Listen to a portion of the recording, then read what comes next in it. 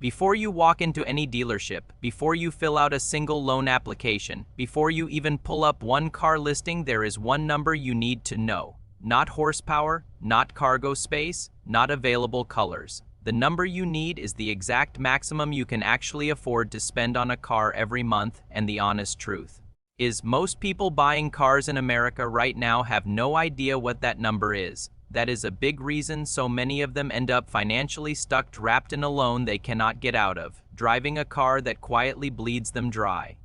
Today we are going to change that. We are walking through the 24-10 rule, the most straightforward car budget framework any American buyer can use. By the time we are done, you will know your number, you will understand exactly why it matters, and you will never sit down at a dealership desk without it. Here is how most people actually buy cars. They find something they like, they get attached to it, they walk into the showroom, and then they let a finance manager tell them what they can afford.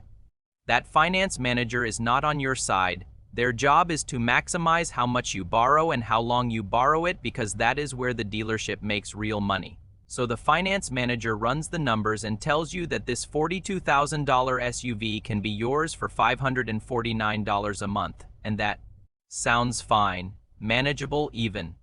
Except they leave out the part where the loan runs for 72 months, 6 full years. They leave out the $9,000 you will pay in interest before it is over, and they never once ask whether that payment, stacked on top of your insurance, your gas, your registration, and your maintenance, actually fits inside your income in any sustainable way. This is how American households become car poor. According to Experian's most recent State of the Automotive Finance Market report, the average new car loan in the United States now runs 69.5 months, nearly 6 years. The average monthly payment on a new car is around $735. For used cars, it is around $523. Those are averages, meaning half of all American car buyers are paying more than that every month. The system is optimized for the dealership, not for you. So how do you protect yourself? You start with 3 numbers, 24 and 10. 20 means you put down at least 20% of the car's purchase price before you finance anything. On a $20,000 car, that is $4,000. On a $25,000 car, that is $5,000. The reason this matters is simple. A new car loses somewhere between 15 and 20% of its value in its first year of ownership. If you put nothing down and drive it off the lot, you are immediately in a position where you owe more than the car is worth. A 20% down payment acts as a buffer against that. It keeps you out of that hole from day one. For means you finance for no longer than 4 years, 48 months, not 60, not 72, not 84, 48 months.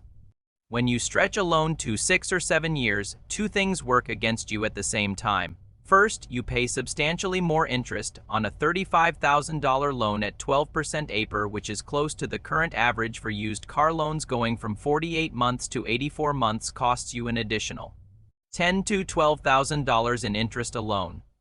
That is a real number. That is money that could be in your savings account instead. Second, when you have a long loan, your car's value keeps falling faster than your loan balance drops, meaning you stay underwater, owing more than the car is worth for years at a time. That limits your options and your financial flexibility in ways most buyers do not think about until they are already stuck. 10 means your combined monthly car costs, your loan payment, and your full coverage insurance together stay at or below 10% of your gross monthly income.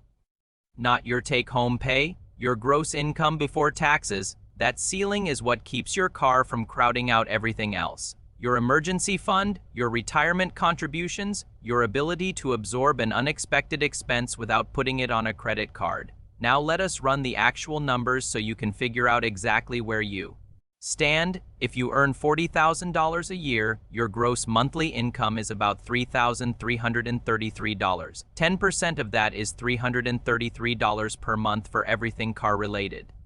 Full coverage car insurance in the United States runs roughly $180 to $200 per month nationally, and noticeably higher than that in states like Michigan, Florida, and Louisiana. So after insurance, you have somewhere between $130 and $150 left for an actual car payment at 48 months and a 7% interest rate that buys you roughly $6,000 to $7,000 worth of car. That is a difficult number to hear, but it is an honest one.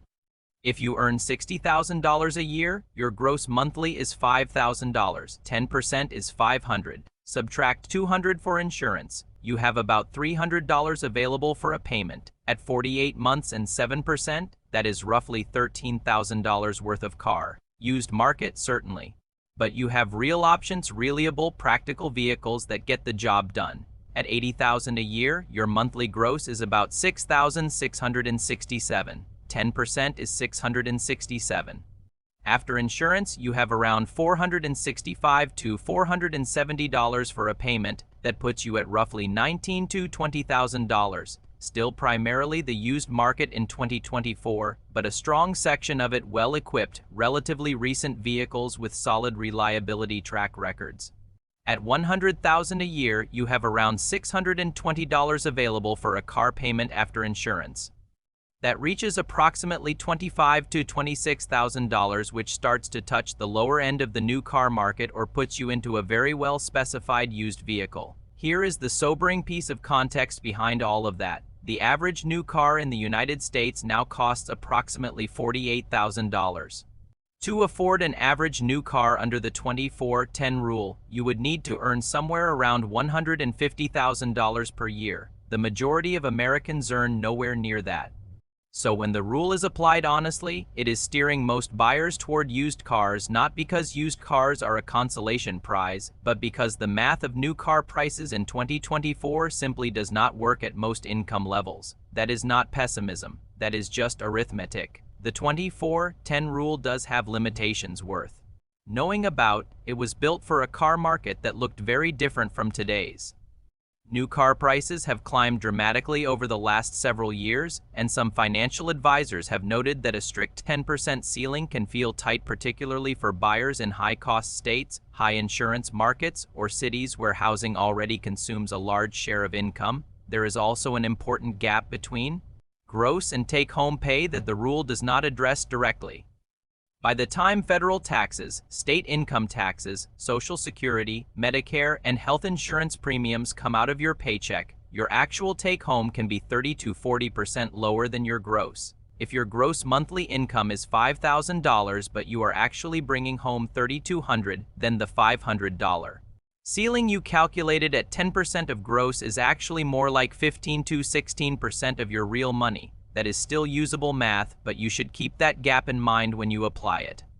Some advisors use 15% of gross as a modified ceiling for buyers in more expensive markets. Others follow a stricter path. Dave Ramsey recommends keeping your total transportation spending at no more than 25% of your monthly take-home pay, with a strong preference for paying cash. These are all legitimate approaches. What they all share is the same core principle. You set the limit before you shop, not after you fall in love with something on the lot.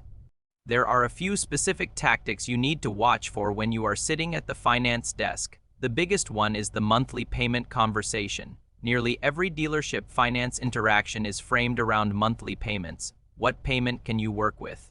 Seems like a reasonable question, but it is actually a tool. When the negotiation is structured around monthly payments, the dealer controls the loan term, and they can make almost any vehicle seem affordable by extending the loan long enough. Tell them you want to pay $500 a month, and they can structure a $45,000 vehicle to hit that number on an 84-month loan.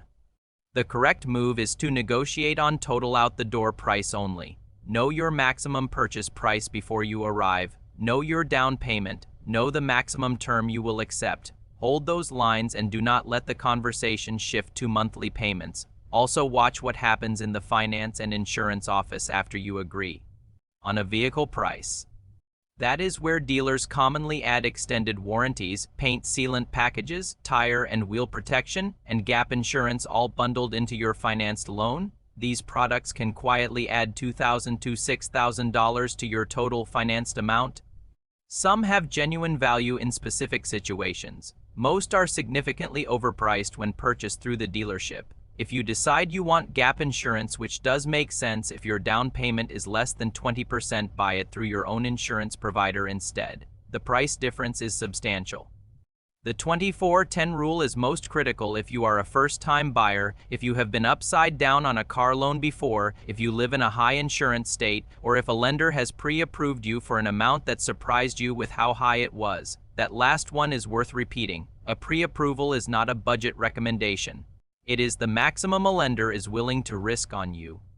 It is not telling you what you should spend. It is telling you where their exposure limit is. Your spending limit is a separate calculation, and it is the one you need to make yourself before anyone else makes it for you. If you live in a rural area where a car is genuinely unavoidable, no transit, no alternatives, there may be some necessary flexibility around the 10% ceiling. That is a real constraint some buyers face. But even in those situations, the 20% down payment and the 48-month term are worth protecting as closely as possible. Those two components do the most work in keeping you out of long-term negative equity. The 24-10 rule will not put you in the most exciting vehicle. It will not get you into a brand new truck on a middle-income salary. What it will do is keep your finances intact. It will keep money going into savings instead of into interest payments. And it will get you to a point in 4 years where you actually own something with real remaining value, instead of still paying off a depreciated asset you have been carrying interest on for 6 or 7 years. American consumers are currently holding over $1.6 trillion in auto loan debt. The average loan term is longer than it has ever been. Negative equity owing more than the car is worth is at near record levels. The way the car buying system is structured right now, it benefits lenders and dealerships when you borrow more and take longer to pay it off. The 24-10 rule is the simplest practical counter to that. It is a way of buying a car on your terms based on what you can actually sustain, not on what a dealer thinks they can get you to sign. Know your number before you walk through the door. Do the math before anyone does it for you. And never let a monthly payment convince you that something is affordable when the total cost says otherwise.